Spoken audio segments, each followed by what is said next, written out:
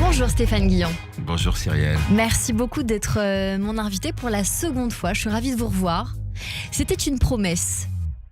Parce que je vous aviez dit, je sais qu'il y a un livre qui se profile. Vous m'aviez dit comment vous saviez ça. Et je vous avais dit, écoutez, le rendez-vous est pris. Et c'est un rendez-vous qui a été promis et assuré. Donc il y a encore des gens qui tiennent leurs promesses. Eh bien écoutez, il en existe Je vous félicite. quelques-uns. Je suis ravie. Merci d'être mon invité aujourd'hui pour découvrir votre actualité et pour nous permettre de tenter de savoir à nouveau qui vous êtes au-delà de ce que vous faites, puisque nous commençons toujours cette émission par le début. La dernière fois, vous nous aviez donné 3 mots pour vous décrire: comédien, humoriste, chroniqueur. Est-ce que vous aimeriez changer une réponse aujourd'hui, puisque c'est fini la comédie, comme dirait Dalida? Chroniqueur, je le suis plus quand même depuis pas mal d'années. Je dirais que ça ne me manque pas. Donc j'aimerais peut-être ajouter auteur. Très bien. Écrivain, j'aurais peut-être pas cette prétention, pas encore, mais auteur, oui. Ouais. Auteur. Allez, le début. Stéphane Guillon, nous l'avions dit la dernière fois, vous êtes né un 6 décembre dans les années 60 à Neuilly-sur-Seine. Vos parents, Fanny et Pierre-Marie Guillon, sont experts, conseillers en œuvres d'art pour le raccourci. La dernière fois, vous nous aviez confié une enfance inapte au système scolaire que vous avez détesté, c'est dans ce livre, mais une enfance aussi très attachée à votre mère dont vous parlez dans votre ouvrage, un premier amour dont vous vous sentez arraché très tôt. Oui, sans faire de la psychanalyse de bazar, j'ai essayé de comprendre mon schéma affectif qui a été assez malmené durant mon existence, de mon fait aussi, pas seulement, mais de mon fait. Et pour comprendre ça, je suis revenu aux origines, c'est-à-dire au premier amour, à l'amour maternel, qui, je pense quand même, qu'on le veuille ou non, détermine la suite de vos sentiments, de vos passions, de vos attachements. Dans votre livre, on apprend que vous vivez la naissance de votre frère Bernard comme un déchirement. Est-ce que vous lui avez pardonné ? Oui, une famille nombreuse. Oui. Mais c'est vrai que j'étais le petit garçon de ma mère. Et le premier aussi. Le premier, l'héritier, le premier garçon, et que mon frère est né 2 ans après moi. Ma mère avait 3 enfants, elle n'avait pas 30 ans, quoi, mais c'était aussi les années 60 qui voulaient ça. Et donc, très vite, ma mère a été accaparée par son travail, parce qu'elle a travaillé très vite, et ses nombreux enfants. Vous l'appelez par son prénom, pas par sa fonction. Ouais. Pourquoi ce choix ? Je trouve qu'elle a un très joli prénom, Fanny. Et puis, c'est vrai, c'est... Moi, je dis ou Fanny ou ma mère. J'aime pas les gens qui disent maman quand ils parlent de leurs parents, parce que c'est pas ma maman à toi, c'est la tienne. Donc ça m'a toujours dérangé, les gens qui dans une conversation disent papa ou maman. Moi, je préfère dire mon père ou ma mère. Sur votre père, vous êtes peut-être moins tendre. En tout cas, cela m'a fait sourire et je me suis dit, c'est vraiment le style Guillon. Vous dites le grand échalas. Oui, ce qui est pas très juste, parce qu'il ressemble pas à un grand échalas, mais je ne savais pas trop comment le nommer. Il se trouve que j'ai eu un père relativement absent, mais c'était aussi pareil, dû à ces années-là, et qui a dû se faire tout seul, qui a fait d'ailleurs à un moment donné une faillite dans sa vie, qui a dû se reconstruire, rebondir. On lui a rien donné, et c'est vrai que c'est un père que je voyais peu. Je me souviens qu'il devait toujours arriver pendant les grandes vacances et il différait toujours son arrivée. Mais je dirais presque que j'ai reproduit le même schéma avec mes enfants. C'est-à-dire que mes enfants, j'ai été aussi accaparé par mon métier et je m'en suis peu occupé. Alors j'ai eu la chance qu'ils grandissent droit, bien. Vous en parlez dans ce livre-là, vous dites qu'il n'y a pas de spécialiste pour les parents d'enfants exemplaires. Oui. Ce qui n'est pas forcément le cas. L'ironie ne vous aura pas échappé. Oui, je dis que quand on a des enfants qui a problème, il y a plein d'institutions pour ça, mais quand on a des enfants comme les miens qui ont réussi leurs études, qui sont tous bacheliers, il n'y a aucune aide pour les parents qui ont des enfants brillants. C'est effectivement plein d'ironie. Ce livre est et plein d'humour. C'était très important pour moi que ce livre reste drôle tout le temps. Il y a une autobiographie qui m'a beaucoup frappé, c'est celle de Woody Allen, qui met toujours de l'humour dans les moments tragiques ou difficiles de son existence. Vous n'avez cessé dans les interviews de dire que ce livre-là, c'est votre humour juif. Oui. Oui. Oui, parce que je me reconnais beaucoup dans cette forme d'humour qui est de rire aussi de ces malheurs. Je trouve que c'est une politesse qui est extrêmement importante, et ça m'a permis aussi de mettre à distance le côté impudique, d'un récit autobiographique, parce que je me suis dit que la vie de Stéphane Guillon n'intéressait personne, sauf si je rendais le récit très vivant et drôle. C'est un récit avec un croisement entre une histoire d'amour compliquée, difficile, on va transitionner doucement mais certainement, avec également votre vie, vous l'avez dit, votre parcours affectif qui a commencé avec votre mère, où vous avez des souvenirs de jardin d'enfants à Sainte-Croix-de-Neuilly qui vous hantent 56 ans plus tard, ne serait-ce que par rapport à ce déchirement de la rupture avec la mère, vous qui l'aimiez tellement. Mais oui, il faut toujours s'interroger. Et c'est vrai que je disais que le premier jour d'école, je pleurais et que tous mes camarades pleuraient avec moi et que donc je me sentais entouré, mais que le deuxième jour, je continuais à pleurer, qu'eux, ils pleuraient moins, qu'un mois plus tard, je pleurais toujours, qu'eux ne pleuraient plus du tout. Et que c'est vrai que j'ai toujours eu un problème petit à ce que ma mère parte en soirée, à ce qu'elle me mette en colonie de vacances, etc. Je le vivais comme un véritable déchirement. Encore aujourd'hui, puisque vous dites des années de psychanalyse et de MDR, ils n'y ont rien changé, Stéphane Guillon. Qu'est-ce qu'on vous a dit alors au final ? Qu'est-ce que ces spécialistes, thérapeutes ou qu'importe ont fini par vous dire ? Vous savez, les thérapeutes, ils vous donnent parfois des phrases clés qui arrivent à comprendre un petit peu votre schéma affectif, mais est-ce qu'on s'en sort véritablement ? Est-ce qu'on guérit véritablement de ces névroses ? Je ne crois pas. On essaye en tout cas de faire avec et de vivre un petit peu mieux et de moins réitérer ces erreurs. Enfant, vous le dites dans cet ouvrage, vous êtes solitaire, rêveur, à la traîne. Et en grandissant avec l'école, ça ne s'arrange pas. En classe de seconde, vous êtes exclu du lycée Albert Camus et de 3 autres établissements sur 2 années parce que vous jouiez les petits mecs, comme vous dites. Ça vous fait un point commun avec Sacha Guitry qui lui a fait qui a été viré en fait 6 fois dans 10 établissements différents, mais sur un peu plus de temps. Ce qui relevait surtout d'un mal-être. Vous dites, il y a une façon d'être complexé parce que vous n'êtes pas le premier, parce que vous ne vous sentez pas aussi beau.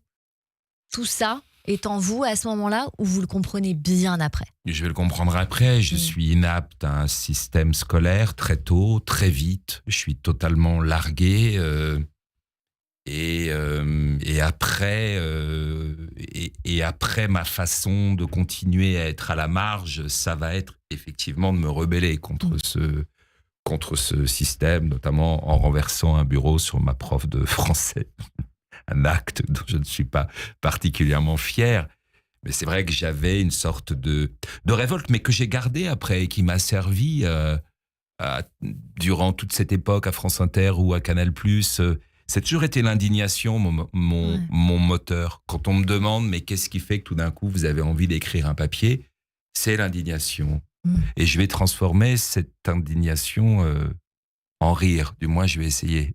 On va le voir parce que même si vos parents tentent de vous inscrire dans des lycées, boîtes à bac privées, cours à la carte pour y préparer le baccalauréat, vous décidez de tout arrêter, bien sûr, pour aller suivre une formation de comédien au cours Raymond Gérard. Vous avez 18 ans, que vous intégrez, alors vous me faites rire, sur une escroquerie d'interprétation, dites-vous, qui n'enlève en rien le talent que vous avez tout d'abord.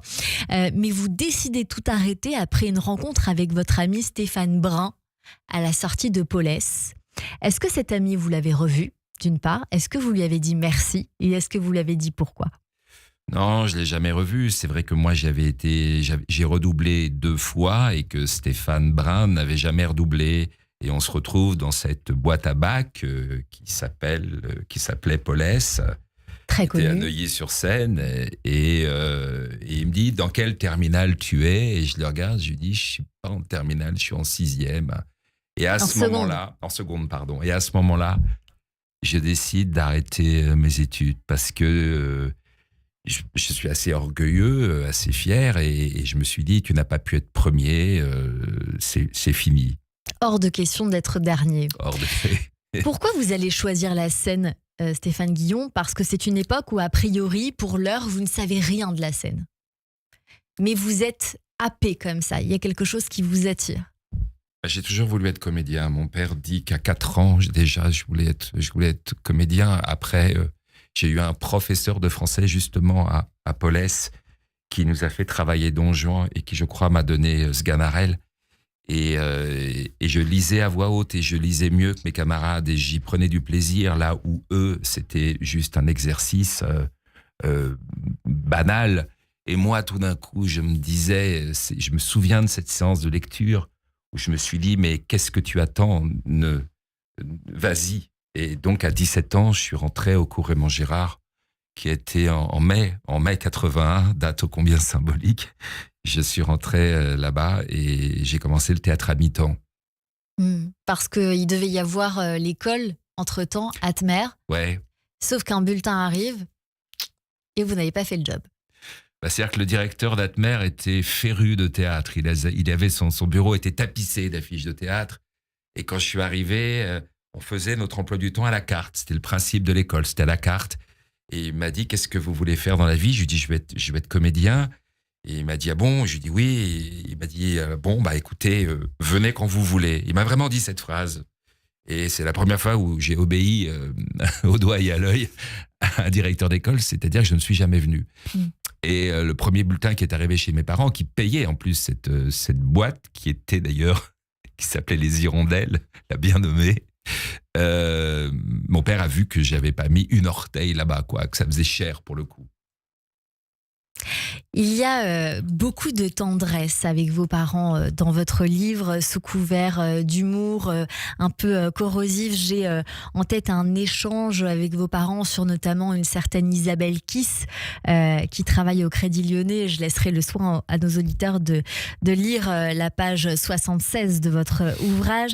Vous avez bien sûr fait vos classes sur scène, au cinéma, dans une vingtaine de films et dans les médias, dans diverses émissions de radio et de télévision. On vous donne souvent le rôle du méchant, Stéphane Guillon. Vous dites qu'un certain Stéphane, pour ne pas le citer, Stéphane Bern, vous a dit vas-y. Et au final, il faisait mine de ne pas y toucher lorsque le direct venait. Vous estimez que vous êtes un gentil au cœur tendre, quelqu'un à qui on vous a dit vas-y, deviens méchant. Est-ce que vous êtes pris d'affection pour un genre de composition? Comment vous vivez le rôle que vous avez, l'étiquette que vous avez longtemps eue? Mais l'étiquette, peut-être que j'ai toujours, mais je pense que la vie est une suite de hasards et que, oui, il y a un moment donné, j'ai joué le rôle de méchant parce qu'il fallait quelqu'un pour étriller les invités, qu'on m'a demandé de le faire et que j'y ai pris un certain plaisir. C'était très nouveau à l'époque. Personne ne se permettait de dire du mal des stars. Maintenant, c'est devenu... monnaie courante. Monnaie courante, merci. Mais à l'époque, j'étais regardé comme un ovni. Donc, oui, détesté par les attachés de presse, par les entourages des acteurs et des chanteurs qui venaient à l'émission. Est-ce que certains vous écrivent et vous disent merci? De les avoir étrillés? Pas de les avoir étrillés. Là, je parle vraiment parce que cette question, vous y avez répondu bien plus d'une fois. Mais les humoristes d'aujourd'hui, est-ce qu'ils vous disent merci d'avoir ouvert la voie, Stéphane Bern? Je ne sais pas s'ils me disent merci, mais je sens, et je dois dire que ça me fait plaisir parce que la nouvelle scène est très riche et très talentueuse. Pas que. Pardon? Pas que. Oui, mais... non, pas que, mais une partie quand même. Une partie. Il y a quand même des gens qui ont du talent, que ce soit chez Léa Salamé ou d'autres. Il y a des gens qui ont... Mais est-ce qu'il n'y a pas plus d'éditorialistes que d'humoristes ? Ah oui, là vous m'emmenez sur autre chose. Oui, moi je pense qu'il y a une confusion des genres et qu'il y a une porosité entre les gens qui font des éditos et les gens qui font de l'humour. Et que le métier, pour moi, le rôle de l'humoriste n'est pas de faire de la politique ou de passer des idées. Et parfois des idées nauséabondes. Mmh. Donc là, malheureusement, c'est Dieudonné qui a ouvert la boîte de Pandore. Et oui, il y a eu tout d'un coup une vraie porosité entre des gens qui ne faisaient plus finalement de l'humour, mais qui faisaient des meetings.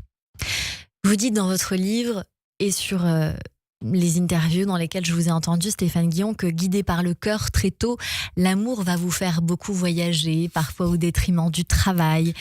Et alors j'ai cherché à aller plus loin dans l'analyse en essayant de me dire, est-ce que finalement on ne s'exclut pas soi-même quand on est trop malheureux ? Ah si, quand on est... moi, je dis souvent que Alfred de Musset est un petit joueur à côté de moi. J'ai passé une partie de ma vie où être amoureux, ça prenait tout mon temps, toute ma force, toute ma chair, tout mon esprit, et aussi une grande partie de ma vie être malheureux en amour. Donc oui, quand vous êtes dans cet état-là, vous excluez des autres, vous n'êtes plus disponible pour votre métier. Ma dernière histoire d'amour qui est le pivot, le prétexte de ce livre, m'a évidemment pas totalement sorti de mon métier parce que j'avais un one-man show et que je me suis bagarré pour ce spectacle et qu'il a marché. Mais j'étais quand même totalement à côté de mes chaussures. J'étais pas disponible comme je le suis depuis 1 an et demi. Est-ce que... Je serais pas venu 2 fois vous voir à l'époque. Exclu l'école, d'Inter, de Canal, de votre couple, Stéphane Guillon, est-ce que finalement, c'est ça la réponse ? Est-ce que à chaque fois que vous avez été exclu de ces endroits, c'est parce qu'il y avait autre chose de plus fort derrière qui vous disait il faut bouger ? Je sais pas. Je ne saurais pas vous répondre, sauf que je pense qu'on ne vit pas et qu'on ne traverse pas certains événements par hasard. Voilà. Après votre premier ouvrage, publié il y a 20 ans, jusque-là, tout allait bien. Une dizaine d'années depuis, vous publiez Fini de rire aux éditions Albin Michel, un récit né d'une rupture où vous dites cette phrase si belle. Tous les chagrins d'amour sont supportables si on en fait une histoire. Je suis tellement d'accord avec vous pour l'avoir fait aussi. Mais pourquoi fait-on cela ? On fait ça pour soi, on fait ça pour guérir, on fait ça pour comprendre. On fait ça aussi pour ses enfants, son entourage, des gens qui vous ont vu parfois en perdition. Et on fait ça aussi pour les autres parce que je pense que il y a une sorte de pudeur finalement et une pudeur chez les hommes à parler du chagrin et du chagrin d'amour. Le chagrin d'amour, c'est quelque chose qui peut toucher n'importe qui à n'importe quel âge et qui peut mettre quelqu'un totalement à terre. Et c'est vrai que ma génération, on a été élevé comme ça dans ce côté un garçon ça pleure pas, t'es un homme, et que les hommes de ma génération, très peu finalement, osent parler d'un chagrin, d'une blessure. Ça, c'est quelque chose qui m'a beaucoup frappé et qui me frappe encore. Vous dites, je me suis mis à raconter mon histoire dans un livre drôle de sketch. Lorsque j'écris, mon cerveau est totalement accaparé. Je ne pense à rien d'autre. Je voyage de nouveau, mais cette fois-ci, ma douleur reste à quai. Vous dites ensuite, magnifique antidépresseur. Et en effet, Stéphane Guillon, vous transformez la douleur pour la rendre utile, pour peut-être vous rendre utile quand tout nous échappe. C'est ce qu'il arrive souvent lorsqu'on couche la douleur sur le papier. Je reconnais, pour vous avoir écouté, avoir été assez déçue en écoutant vos interviews, parce que par pudeur ou par poire autre chose. Les journalistes n'ont pas cherché à comprendre cette histoire qui, j'avoue, moi, me passionne. Alors, on va s'arrêter un petit peu dessus pour déçu rendre pas par hommage. moi, par les questions. Par les questions. Ouais, d'accord. Je voulais rendre hommage quand même à cette histoire parce qu'on sent qu'elle vous touche, qu'elle vous transforme évidemment dans ce livre-là, qu'elle permet aussi de savoir vraiment qui vous êtes, Stéphane Guillon. Et la question est là, est-ce que vous pensez que notre attitude dans une histoire nous définit vraiment ou qu'on peut être quelqu'un de différent si on est trop mal dans une histoire? Vous pouvez répéter la question, pardon. Est-ce que vous pensez que notre attitude dans une histoire nous définit vraiment ou qu'on peut être quelqu'un de différent si on est trop mal dans une histoire?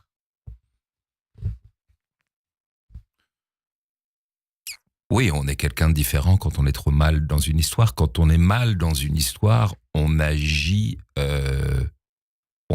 totalement différemment. C'est-à-dire que moi, rétrospectivement, quand je relis certains passages de ce livre, cette histoire n'est pas vieille, elle s'est passée entre 2018 et 2023. Ça fait 2 ans que je suis sorti de cette emprise. Donc cette histoire est très récente. Et maintenant, parce que ce qui est intéressant dans le deuil, dans le chagrin amoureux et dans le deuil, c'est les différentes étapes. Et aujourd'hui, quand je relis certains passages du livre, quand je vois comment j'ai agi, quand je vois jusqu'où, à un moment donné, j'ai failli aller, je suis presque pris d'effroi. C'est-à-dire que je ne reconnais pas ce personnage. Voilà. Et donc, oui, c'est ce que je vous disais. Vous savez, en vérité, ce livre, c'est l'histoire d'une chute aussi. C'est l'histoire de quelqu'un qui a une belle maison à Ville d'Avray, un beau jardin, une famille recomposée, une femme, une voiture de collection, une maison à la campagne, tout va bien, des chroniques, etc. Et qui tout d'un coup va tout plaquer, tout laisser tomber, partir et se retrouve 3-4 ans plus tard, dans un 2 pièces à Puteaux, qu'il a loué avec l'envie de ne plus vivre. Et donc, c'est ça qui est j'en ris aujourd'hui, mais qui est intéressant de savoir comment on peut, à un moment donné, se faire autant de mal. Qu'est-ce qu'on cherche, qu'est-ce qu'on veut prouver aux autres en se faisant autant de mal? Ça, c'est une véritable question. C'est peut-être la question du livre. Eh bien, on y vient tout de suite dans un instant, juste après le rappel des titres qui arrive dans un instant sur Radio J avec nos chroniqueurs qui arrivent sur notre antenne. Vous êtes avec nous. On continue cette émission avec Stéphane Guillon pour son livre Fini de rire aux éditions Albin Michel. Christophe Barbier nous rejoint, Anouchka Monceau et Joseph Agostini. Mais tout de suite, c'est le rappel des titres sur Radio J. Radio J. Cyrielle Sarah Cohen.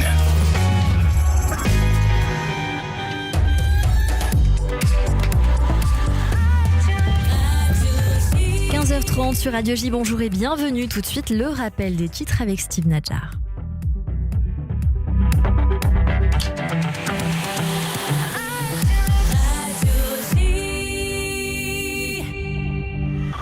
Ça, c'est uniquement sur Radio J. Radio J. Radio J. Papa, chérie, écoute-moi, je veux juste te parler. Et viens vite avec moi, on va se balader. Radio J.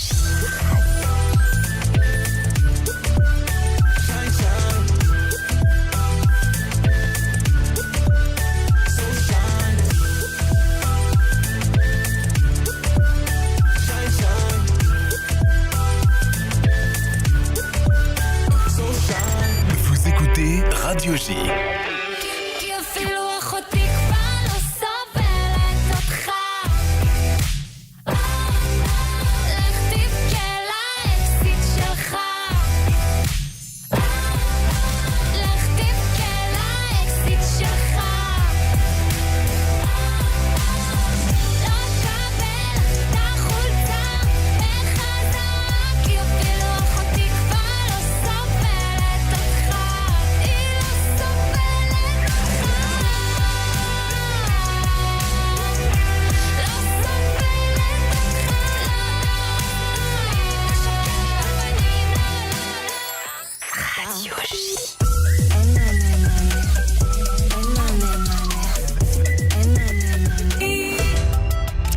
L'école doit être ce rempart d'humanité contre l'oubli de l'histoire et la banalisation de la haine à l'école comme au sein de l'université. Déclaration il y a quelques minutes de la ministre de l'Éducation nationale Elisabeth Borne au mémorial de la Shoah de Paris. Un peu plus tôt dans la journée, Emmanuel Macron s'y trouvait pour une cérémonie d'hommage à l'occasion du 80e anniversaire de la libération du camp d'Auschwitz. L'universalisme de la France se nourrit de ses combats et se retrouve aussi dans cette imprescriptible, a écrit le chef de l'État sur le livre d'or du mémorial. Nous ne céderons rien face à l'antisémitisme sous toutes ses formes. Une cérémonie est organisée sur place en Pologne à partir de 16h à l'entrée de l'ancien camp de la mort. Une cérémonie en l'honneur des survivants et de leur message. Une cinquantaine de chefs d'État y assisteront, mais pas Benyamin Netanyahou, le Premier ministre israélien, absent en raison du mandat d'arrêt émis contre lui par la Cour pénale internationale. Des commémorations menées dans un contexte de forte hausse des actes antisémites dans le monde. L'année 2024 apparaît comme une année record en termes d'actes antisémites à travers le monde. C'est ce qu'indique un rapport publié ce matin par l'Agence juive et l'Organisation sioniste mondiale à l'occasion de la journée internationale de commémoration de la Shoah. Des chiffres édifiants, hausse de 340% des actes antisémites dans le monde par rapport à 2022 et de 100% par rapport à 2023. Un rapport qui s'arrête notamment sur la situation de la France avec une augmentation de 350% des actes anti-juifs dans le pays. En Israël, 3 nouveaux otages seront libérés jeudi. Il s'agit d'Arbel Yehoud, une femme civile de 29 ans qui aurait dû figurer dans la précédente liste. Elle sera libérée jeudi aux côtés de la soldate Agam Berger et d'un 3e otage dont le nom n'a pas encore été délivré. 3 otages supplémentaires seront relâchés ensuite samedi prochain. De son côté, Israël autorisera les Palestiniens déplacés à retourner dans le nord de la bande de Gaza. Et merci beaucoup Steve Nadjar. On vous retrouve à 16h pour le journal complet. Tout de suite une courte pause et c'est la suite de notre émission avec Stéphane Guillon et mes chroniqueurs sur Radio J. Bonjour à tous, c'est Léa Moscona. Radio J. Je vous retrouve tous les matins de 9h à 10h sur Radio J. Les experts ont la parole. Ils nous parlent bien-être, voyage, culture, gastronomie et art de vivre. Le tout dans la bonne humeur. Le 9-10, Léa Moscona. À demain. Radio J. Après le succès du 5 décembre, Benjamin Pétrover revient à l'Écuge le 28 janvier. Plus connu pour sa voix dans les médias, Benjamin Pétrover dévoilera une autre facette de son talent, celle de chanteur.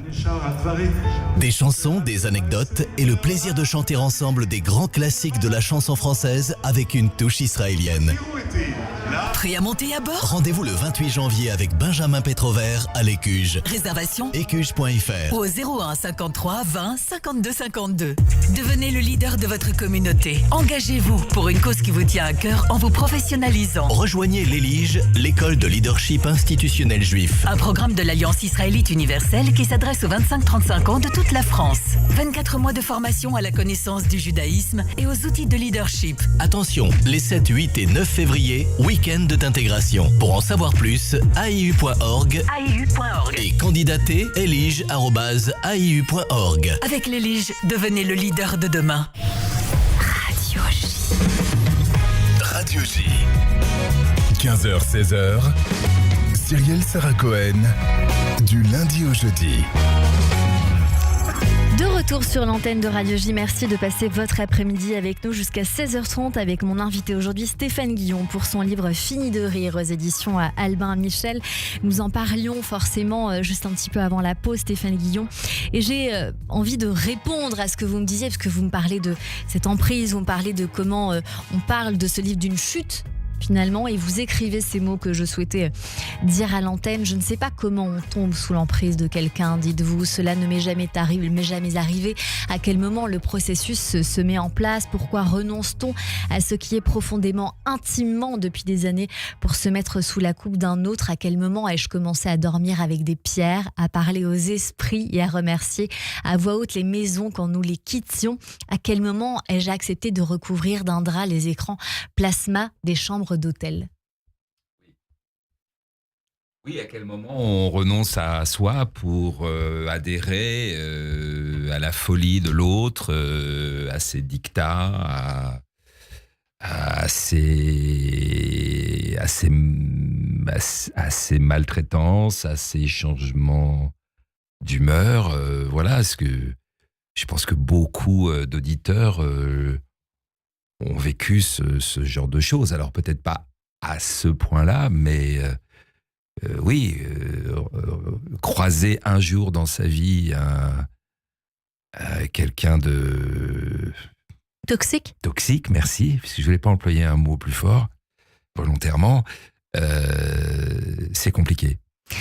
Stéphane Guillon, vous dites à un moment donné que vous voyez les signes avant-coureurs arriver très vite.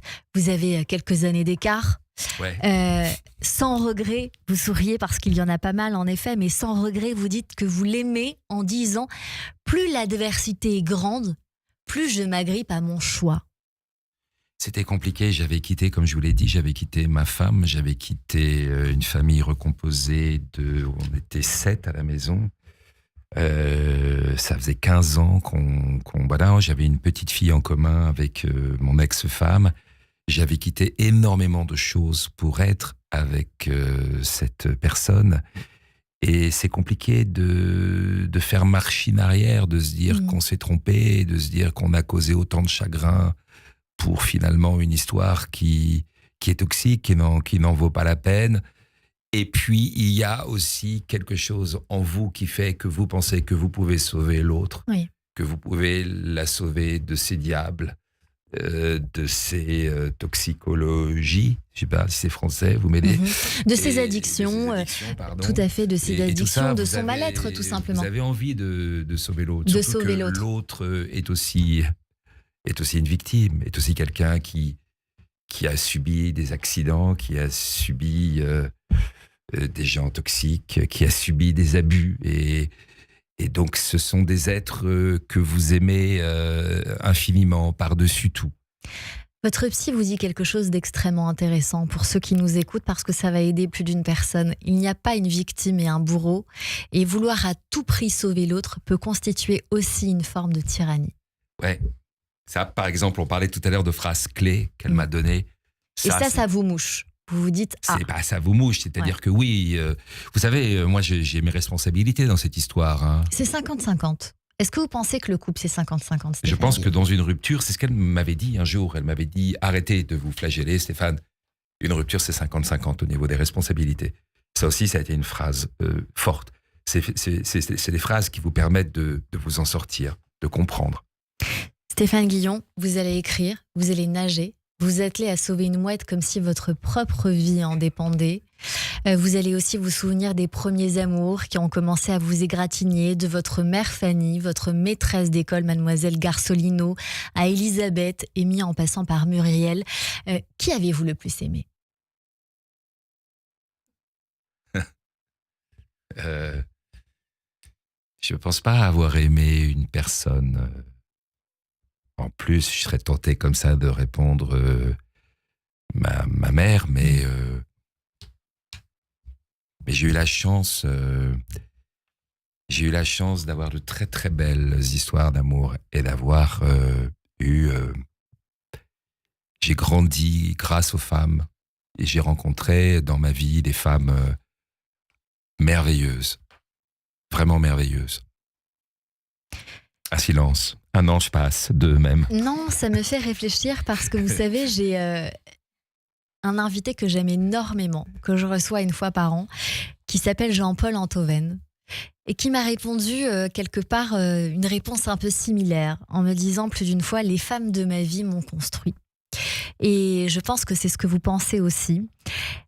Alors, je connais bien Jean-Paul, parce que Jean-Paul a été mon éditeur sur mon précédent livre. C'est quelqu'un que j'aime beaucoup. Et c'est drôle que vous parliez de Jean-Paul Antoven, parce que je me souviens, quand j'étais en plein marasme, je l'ai appelé au téléphone. J'étais sur une plage, j'étais perdu, et j'appelle Jean-Paul et je lui donne rapidement le profil de la femme avec laquelle je suis, enfin, avec laquelle j'étais à l'époque. Et il y a eu un grand silence à l'autre bout du téléphone, et Jean-Paul m'a dit « Fuis maintenant ». Alors, je ne l'ai pas écouté, je suis resté 2 ans de plus. Il fallait mais encore... je me souviens parce que lui, je crois, il y a des ponts entre nous deux. Il y a une sensibilité commune. Stéphane Guillon, on a dit tout à l'heure qu'on écrit pour soi. Mais c'est vrai que quelque part, il y a toujours un sentiment caché qui est qu'on voudrait que l'autre lise. Est-ce qu'elle a lu ? Est-ce que vous savez ? Non, je le sais pas et c'est pas mon problème. Ce qu'elle l'ait lu ou qu'elle l'ait pas lu. En revanche, c'est très important que le livre ait été lu. Et non seulement ce livre a été lu par des femmes, par des hommes, mais j'ai le sentiment, on me l'a dit, on me l'a écrit, que c'est un livre qui a fait du bien à beaucoup, beaucoup de gens. Et ça a été ma plus grande récompense. Est-ce qu'aujourd'hui, Stéphane Guillon, vous êtes de nouveau amoureux ? Pas tout de suite. Pas tout de suite. Ou est-ce que pour la première fois ou pas, vous êtes accompagné uniquement par vous-même ? Je suis accompagné par moi-même. Ouais, je suis accompagné par moi-même. Vous avez dit une phrase que vous aimez beaucoup, c'est « La victoire aime l'effort ». Elle n'est pas de moi, elle est de Catulle. Ouais, la victoire aime l'effort, c'était la phrase qu'il y avait sur le fronton de mon premier cours de théâtre. Je ne sais pas pourquoi cette phrase m'a marqué, mais je l'ai retenue. C'est une victoire aujourd'hui qui a connu un effort ? Je vais vous dire une chose, et je ne le dis pas souvent. Je suis super fier de moi. Je suis super fier de m'être sorti de ça et d'avoir écrit ce livre. C'est peut-être la chose là. J'avais très peur d'écrire ce livre, j'avais très peur d'être publié, j'avais peur des moqueries, j'avais peur des sarcasmes. C'était très compliqué pour moi de me dévoiler comme ça parce que je suis d'une famille de taiseux et je suis pas d'une famille qui se prend dans les bras. Donc pour moi c'était... En plus, je pensais que j'avais tellement... finalement, j'étais tellement pas légitime pour, entre guillemets, me plaindre ou parce que j'ai tellement balancé de coups à une époque que le réflexe de certains imbéciles sur les réseaux sociaux a été de dire bien fait pour ta gueule. T'as tellement donné de coups, t'en prends, et écoute, tu sais quoi, la vie elle s'est chargée de te faire comprendre des trucs. Mais ça, c'est une toute petite minorité. Ce qui m'importe, c'est les gens qui ont compris le sens de ce livre et qui ont ri avec ce livre. J'en reviens encore toujours là. C'est que je voulais vraiment que ce livre soit drôle. Et je pense qu'il l'est. Et je vous confirme qu'il l'est, je le recommande chaudement. Stéphane Guillon, votre ouvrage « Fini de rire » aux éditions Albin Michel. Vous étiez venu nous voir en mars dernier pour nous parler de la pièce Inconnue à cette adresse de Catherine Cressman-Taylor, interprétée au Théâtre Antoine dans le rôle de Martin Schulz, joué aux côtés de Jean-Pierre Daroussin, Jérémy Lippmann à la mise en scène, que vous avez poursuivi depuis avec Yvan Attal avant de retrouver Pascal Elbé depuis le 20 de janvier. Il n'y a pas eu Yvan Attal ? Non. Avec Pascal Elbé, je ne sais pas pourquoi j'ai confondu. Et pour la seconde fois, puisque vous avez déjà joué cette pièce à ses côtés, et Christophe Barbier nous en dit un. Au théâtre. Bonjour Christophe. L'histoire d'Inconnue à cette adresse est celle d'une intrigue géniale que l'on doit à une femme, puisque derrière Cressman-Taylor se cache un autre prénom, Catherine. C'est en 1938 que le roman est publié, d'abord dans une revue littéraire. Nous sommes donc avant la guerre, avant que le monde ne découvre vraiment l'absolutisme de l'idéologie nazie. Cette force d'alerte du texte est stupéfiante. Pareil, Inconnue à cette adresse renouvelle le roman de vengeance. Comment régler ses comptes, comment rendre justice alors que l'on est à 6000 km de sa cible et qu'il est impossible d'agir concrètement ? Eh bien, un timbre-poste peut suffire, la plume est plus cruelle que l'épée. Entre le 12 novembre 1932 et le 13-18 mars 1934, Max et Martin s'écrivent. Ce sont de bons amis, associés dans une affaire de vente de tableaux à San Francisco, avant que Martin Schulz ne retourne en Allemagne, où il se laisse séduire par le nazisme. Max Eisenstein lui demande de veiller sur sa sœur Griselle, comédienne à Berlin. Il s'inquiète des problèmes qu'elle pourrait rencontrer comme juive. Un jour, Max écrit à sa sœur, mais son courrier lui est retourné. Elle est inconnue à cette adresse. Il se renseigne auprès de Martin. Griselle, poursuivie par les SA, a voulu se réfugier chez Martin, qui a été obligé de refuser pour ne pas se compromettre. Elle est tuée par les sbires nazis. Max commence alors à envoyer à Martin des courriers qui semblent codés afin de faire croire à des échanges secrets, à de l'espionnage anti-nazi, à de l'assistance. Il dresse des listes de tableaux improbables avec leurs dimensions. Martin lui demande d'arrêter cette plaisanterie, mais Max en rajoute. Il fait croire que Martin a une famille juive, qu'il agit contre les intérêts du régime nazi. Les courriers venus des États-Unis sont lus, bien sûr, par la police du régime, qui soupçonne Martin et finit par l'arrêter. Le dernier courrier de Max lui est retourné. Inconnu à cette adresse, la vengeance est accomplie. Facile à monter en lecture mise en espace, la pièce a fait le bonheur de nombreux duos d'acteurs.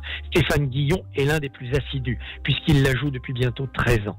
Pas parce qu'il est timbré, mais parce qu'il a senti la force implacable de ce texte, qui montre que les dictatures ont tous leurs points faibles et qu'elles dévorent leurs serviteurs au moindre doute. La vengeance de Max, c'est l'espoir des démocraties. Et merci beaucoup, Christophe Barbier. Stéphane Guillon, vous avez beaucoup de fierté de dire que des écoles viennent vous voir cette pièce incroyable. Oui, parce que on célèbre aujourd'hui les 80 ans de la libération des camps. Les derniers témoins sont en train de disparaître. Et comme l'a dit la ministre de la Culture, je crois, aujourd'hui, ça va passer maintenant par l'éducation, par les cours. Et le fait que je crois qu'il y a un jeune sur deux aujourd'hui, un lycéen sur deux qui ne connaît pas la signification du mot Shoah.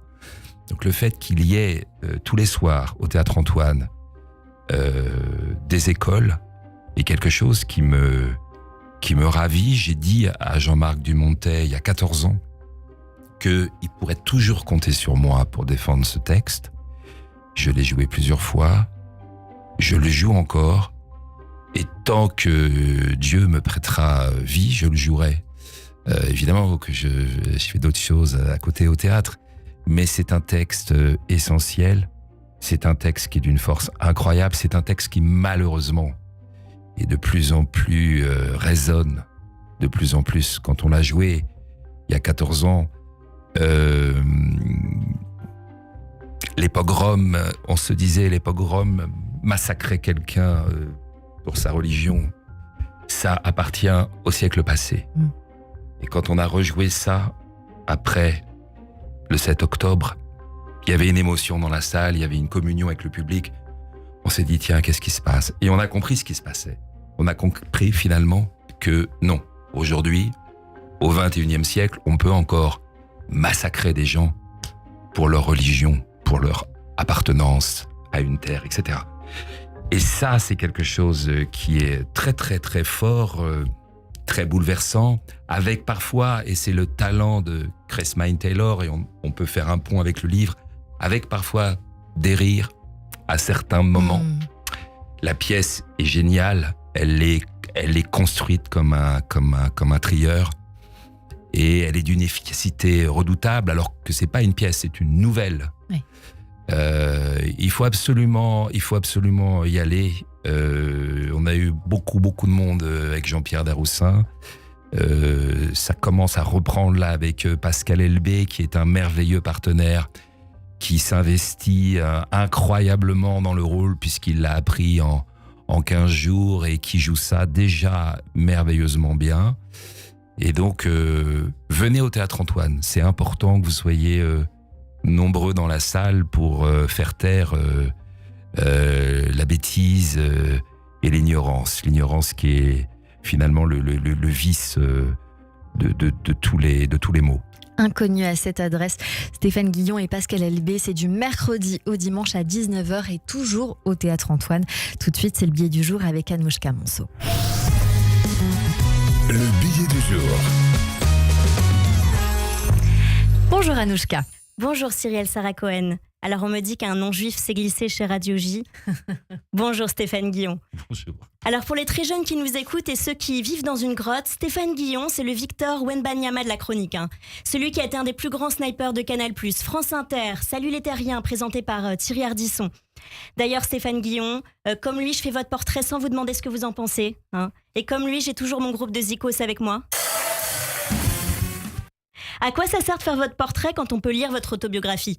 Votre livre Fini de rire a eu tellement de succès que j'ai dû le télécharger illégalement.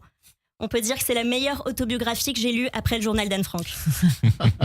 Après, ça coûte quand même 19,90. C'est un peu cher pour un humoriste qui a fini de rire.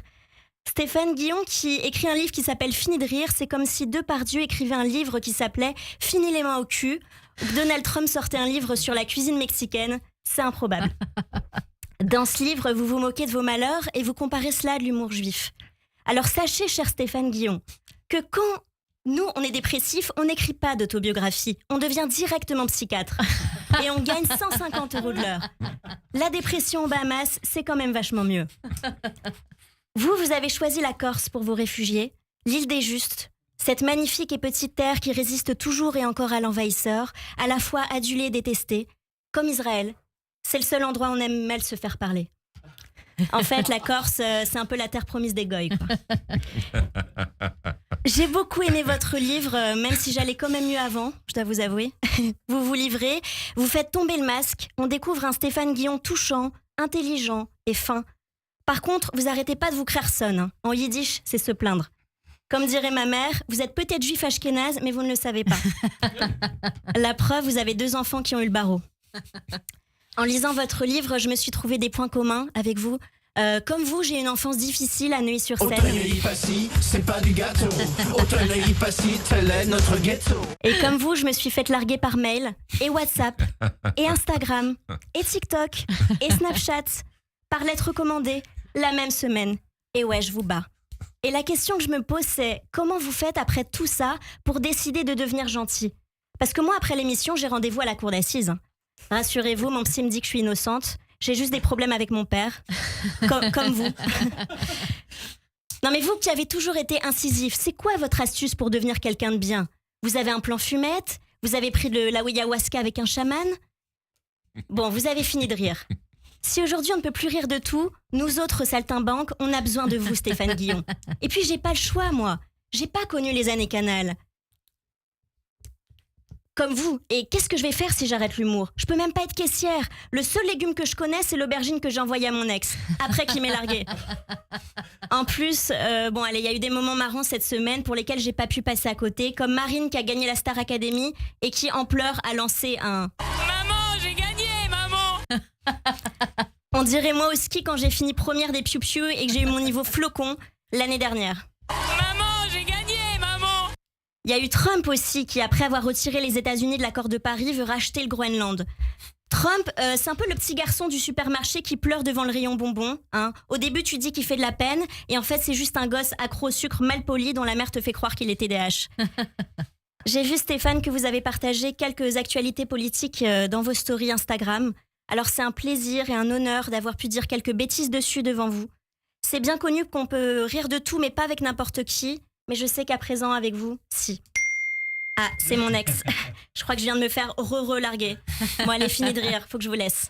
Shalom, à bientôt. Merci beaucoup, Anouchka Monceau. Bravo. C'est très à retrouver sur toutes les scènes, j'imagine, ouvertes, humoristiques, au Fridge, etc. Il y en a une prochainement où vous allez être. Exactement, je vais être au Fridge dimanche prochain. Donc, si vous voulez venir. Quelle heure à peu près ? Parce qu'il y a plein d'horaires différents. 16h30. 16h30. Voilà. Anouchka Monceau, merci beaucoup. Tout de suite, c'est le portrait de notre invité. Le portrait psychologique. Radio J. Radio J. Stéphane Guillon, restez avec nous parce que c'est la fin de cette émission et on débriefe avec Joseph Agostini. Bonjour Joseph. Bonjour Cyrielle. Bonjour Stéphane. Bonjour Joseph. Bon, je suis corse, donc alors, comment va ? Ça va ? Ça va. Babé. Bon, okay. Bon, alors je vous ai écouté tout au long de cette heure et pour faire votre portrait, moi je dirais que vous êtes l'homme qui nous raconte d'où vient le rire. Mais d'où il vient vraiment, pas pour de faux. Combien il faut de déchirements, d'aller-retour d'une mer...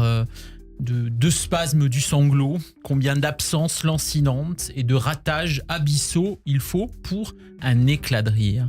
Et vous avez failli, cher Stéphane, être bel et bien inconnu à cette adresse. C'est ce que je retiendrai.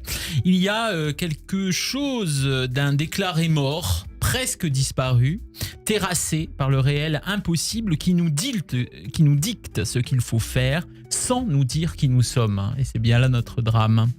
Et vous m'avez fait penser à ce que dit Cesare Pavese dans Le métier de vivre. Il dit que nous vivons pour la beauté des départs et l'espoir insensé des retrouvailles. Et c'est ce que m'a renvoyé cette question de la mer qui ne revient jamais, en tout cas qui ne revient jamais assez tôt.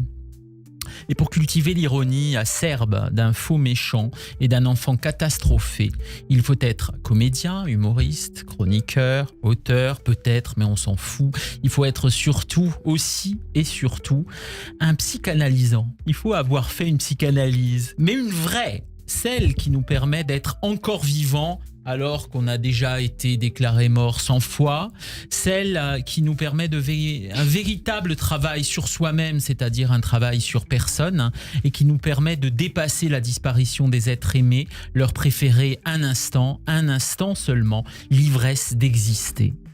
Alors Stéphane Guillon, vous êtes encore solitaire, rêveur.